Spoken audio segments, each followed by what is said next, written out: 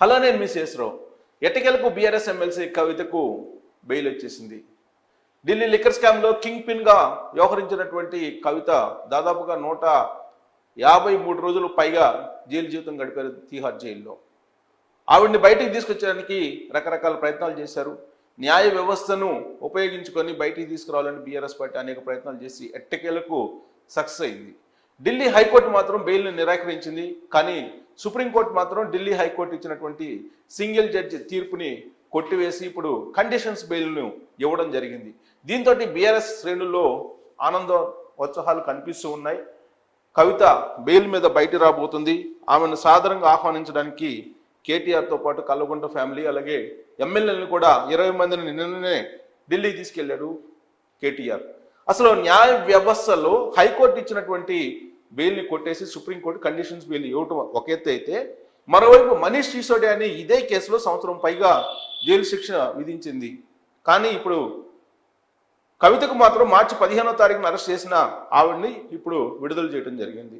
So health conditions మీదన లేదంటే ఆవిడ్ని ఇంకా జైల్లో పెట్టడం కరెక్ట్ కాదంటూ సుప్రీంకోర్టు వ్యాఖ్యానించడం, వీటన్నిటి మీద న్యాయ వ్యవస్థలో ఉండేటువంటి లోపాలను ఎత్తి చూపుతుందా, అసలు న్యాయ వ్యవస్థ సక్రమంగానే వ్యవహరిస్తున్నట్టు కనిపిస్తుందా, ఢిల్లీ లిక్కర్ స్కామ్లో కింగ్ పిన్గా వ్యవహరించినటువంటి కవిత ఇప్పుడు బయటికి రావడాన్ని ఎలా చూడొచ్చు అనే దాని మీద విశ్లేషణ అందించడానికి ప్రస్తుతం హైకోర్టు అడ్వకేట్ విజయ్ కుమార్ గారు, సీనియర్ అడ్వకేటు, ఆయనతో ఇంటరాక్ట్ అవుదాం. అసలు ఈ కేసుకు సంబంధించి పూర్వపరాలు, అసలు ఏం జరిగిందనేది తెలుసుకునే ప్రయత్నం చేద్దాం. సార్ నమస్తే విజయ్ కుమార్ గారు.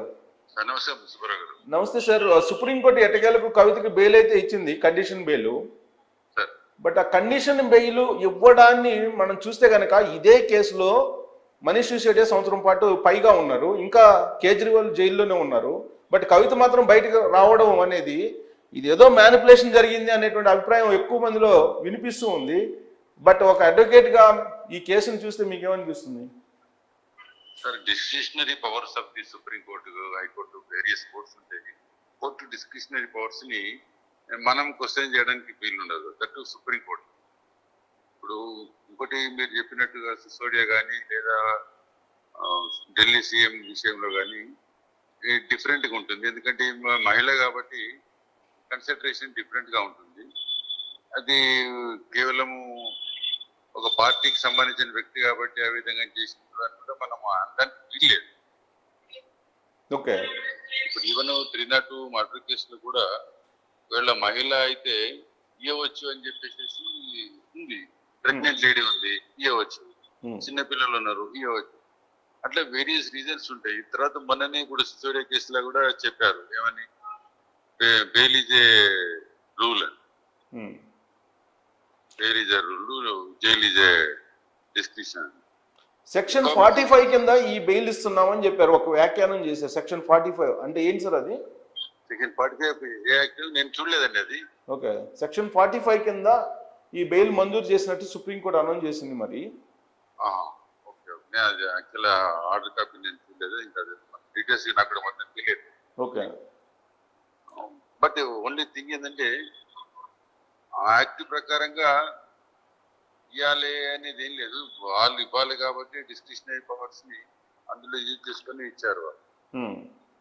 పార్టీలకి ఇవ్వాలని లేదు కదా, ఎప్పుడో ఇవ్వాలి, ఎప్పుడు కూడా ఇవ్వచ్చు. So it is the discretionary powers of the court. Court has granted the bail. Supreme court ఇచ్చింది కాబట్టి ప్రశ్నించడానికి లేదంటే అభ్యంతరం పెట్టడానికి లేదేమో. బట్ కానీ ఈ కేసులో అనేక మంది ఉన్నారు. బట్ కింగ్ పిన్ కవిత కదా.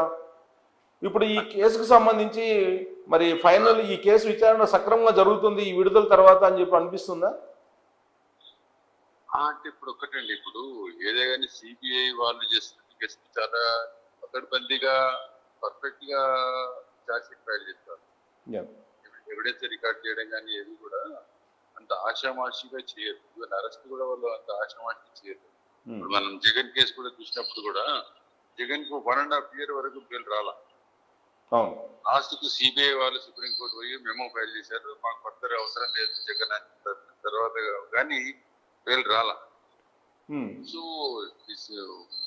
డిలే అనేది కొంచెం జరుగుతుంది. డిలే జరగడానికి కారణము డైల్యూట్ అయిపోయిందా అని కూడా మనం అన్ని వీల్లేదు. ఇప్పుడు మీరు చూస్తున్నారు, ఇప్పుడు జగన్ కేసు 5 ఏళ్ల నుంచి ఆయన బెయిల్ వచ్చిన తర్వాత 5 ఏళ్ళ నుంచి ఇంకా స్టిల్ కేసు పెండింగ్.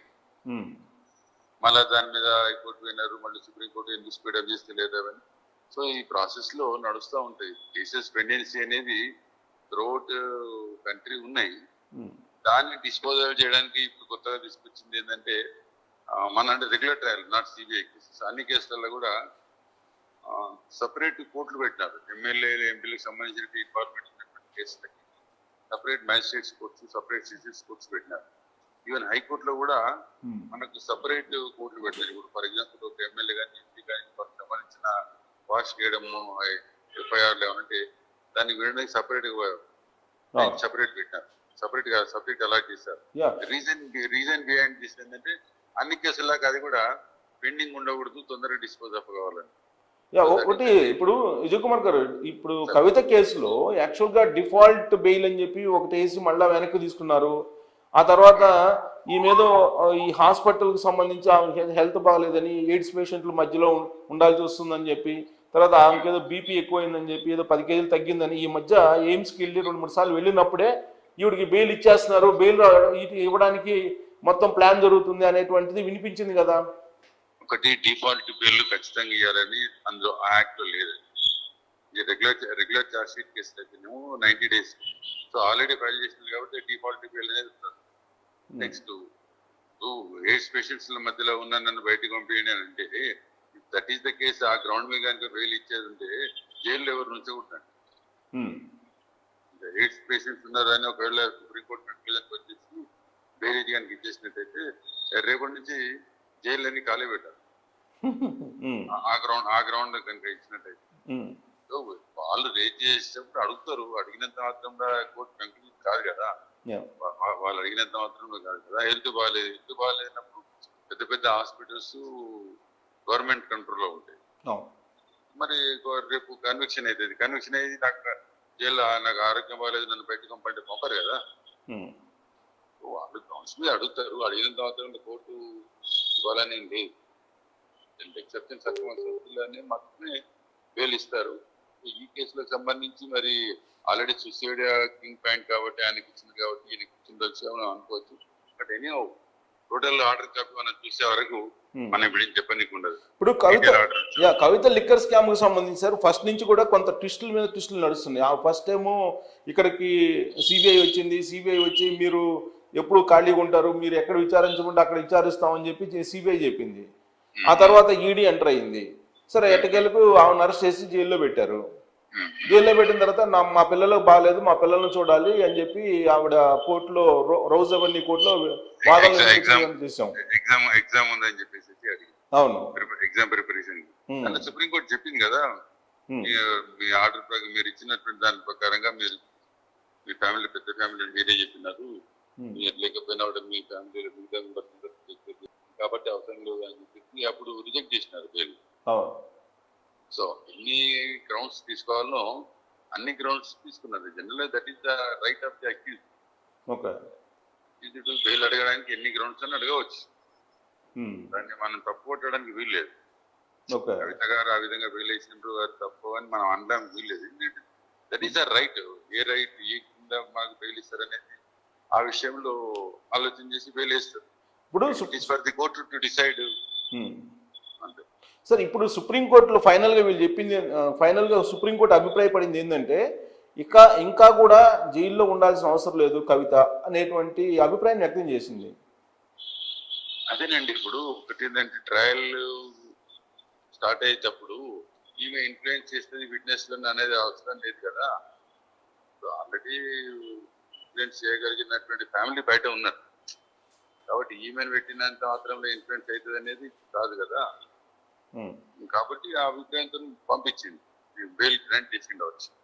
ఎందుకంటే ఫ్యామిలీ బ్యాక్గ్రౌండ్ తీసుకున్నప్పటికీ కూడా ఒకవేళ ఆమె ఇన్ఫ్లుయెన్స్ చేయాలి విట్నెస్ అని అంటే ఆమె జైల్లో ఉన్నా చేస్తుంది, జైల్లో లేకపోయినా చేయగలరు.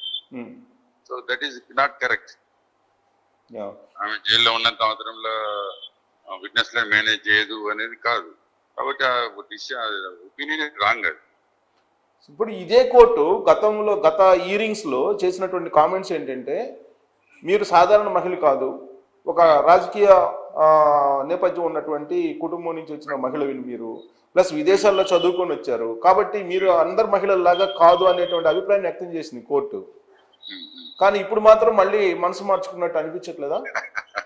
మరి ఇప్పుడు ఏదే కేసులా కానీ ఏదో ఒక రోజు బెయిల్ ఇవ్వాల్సిందే. ఇప్పుడు ఈ ట్రయల్ అయిపోయే వరకు ఒక 4 ఏళ్ళు 5 ఏళ్ళు పడుతుందండి.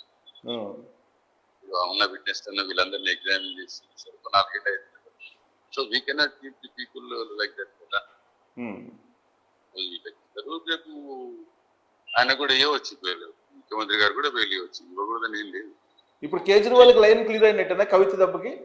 కేజ్రీవాల్ లైన్ క్లియర్ అయిందని కాదు కానీ ఈమెకి ఇవ్వచ్చు, ఆయన కూడా ఇస్తారు. ఇవ్వకపోతే ఏం చేస్తారు? Not today tomorrow. That's okay okay అండి. విజయ్ కుమార్ థ్యాంక్ యూ అండి, థ్యాంక్ యూ వెరీ మచ్ అండి. సో ఎట్టకేలకు కవితకి అయితే బెయిల్ వచ్చేసింది. దానికి రకరకాల కారణాలు, బట్ కోర్టు డిస్క్రిప్షన్, కోర్టుకు విశిక్షణ అధికారం ఉంది. కోర్టు ఏది కావాలనుకుంటే అది చేయగలదు. అందుకే ఇప్పుడు కవితకు బెయిల్ వచ్చేసింది. సిసోడియా సంవత్సరానికి పైగా ఉన్నారు కాబట్టి కవిత ఉండాల్సినటువంటి అవసరం లేదు. కోర్టు ఈ విధంగా అభిప్రాయపడితే దాన్నే ప్రజలు స్వీకరించాలి. అలాగే న్యాయ వ్యవస్థ కూడా అది నడుస్తూ ఉంది. ఇప్పుడు